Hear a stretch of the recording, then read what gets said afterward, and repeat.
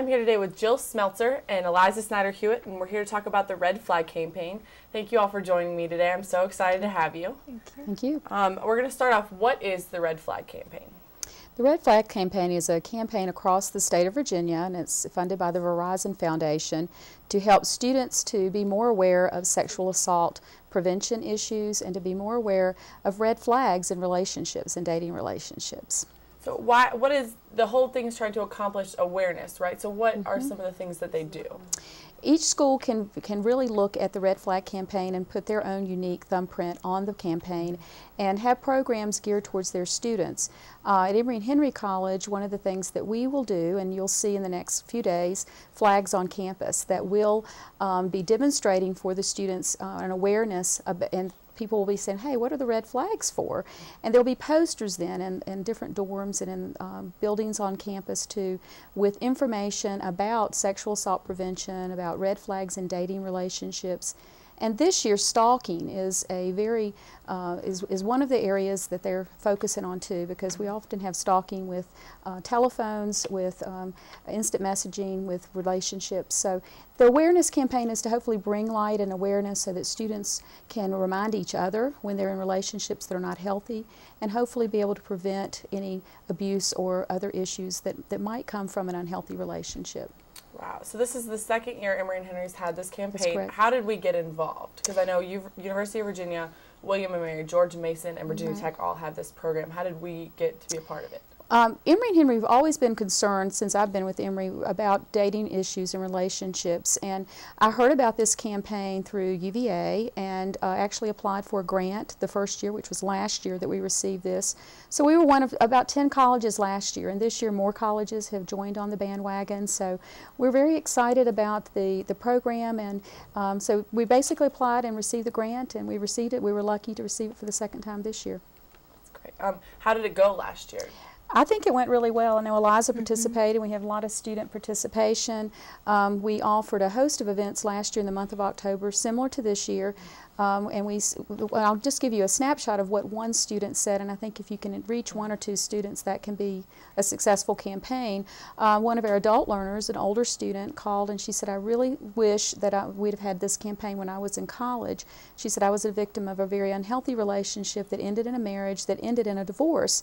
And she said this person met all those signs of an unhealthy relationship. And she read those signs in one of the stall stories that we had in one of the restrooms. So we, just in hearing those stories, and we heard some from even referrals to our center where students said, I'm really not been in a great relationship and I've been in denial about that. And some of my friends now are pointing that out. And I think you've noticed that too with friends, right? Yes.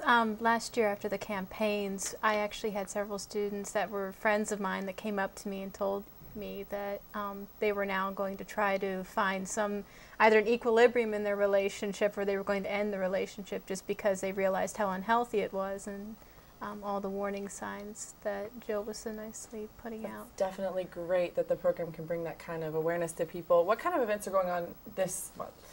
This month we're going to start out by putting out the flags on campus. That the flags will lead to the library, and the library has a wonderful display about the prevention materials that we receive from the Verizon Foundation. We also are going to have a Great Date Award. This is the second year of this award, and that is an award that persons in relationships with their significant others can submit that they have a healthy relationship and that they do not have any red flags in their relationship, and our committee will actually choose a couple, and that couple can receive all kinds of fun things. So we're really excited about that. It's also an awareness to look at healthy relationships.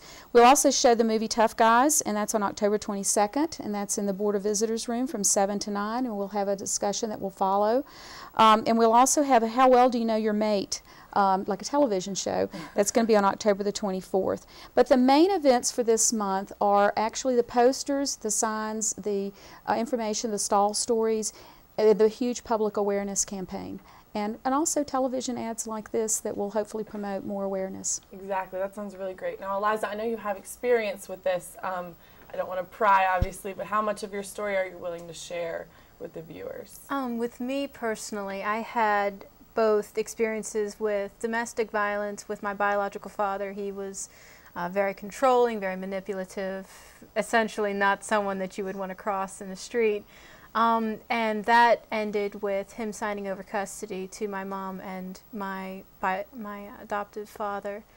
And then I was also in a relationship with a guy similar to my biological father, which I didn't realize until my friends were nice enough to step in and tell me that it was not a healthy relationship. So last year when we had the campaigns, it really hit a key with me that, you know, there were other people that went through relationships like this, and it was nice to have, you know, group discussions where if you wanted to say something you could, but if you didn't feel open enough yet, you could just sit back and allow other people to tell you about their problems and realize that you had a connection even if you weren't willing enough to speak out. So it was your friends that saw the signs in your abusive relationship? They saw that my ex-boyfriend was being very controlling, very manipulative.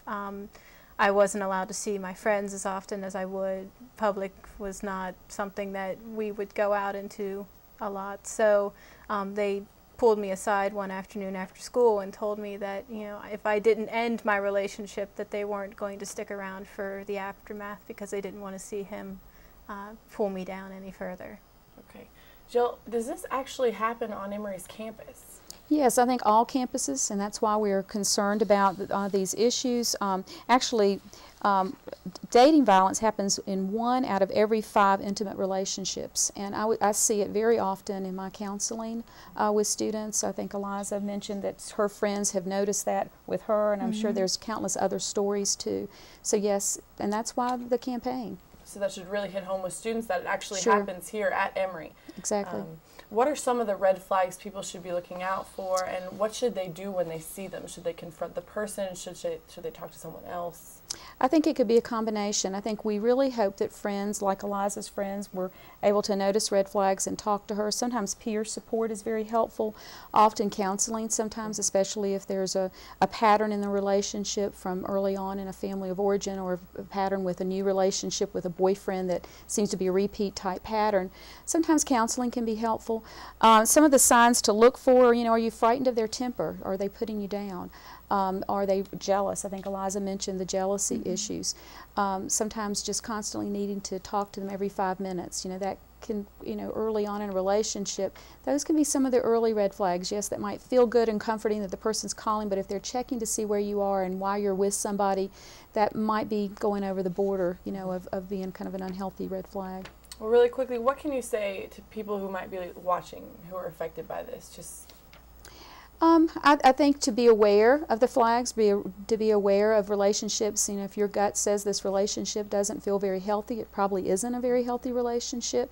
To really talk that over with the individual. If you value the relationship with them, if it seems to escalate, then I think that's when a person may need to talk with someone and get help. Also, the Crisis Center, our office, Powell Resource Center are great places to talk. And we have a host of people who are on the Red Flag campaign, the peer educators, and also professors and staff members who are buying into the campaign. So I think they would all be good listeners as well. All right, well, thank you so much for coming. I hope y'all learned something.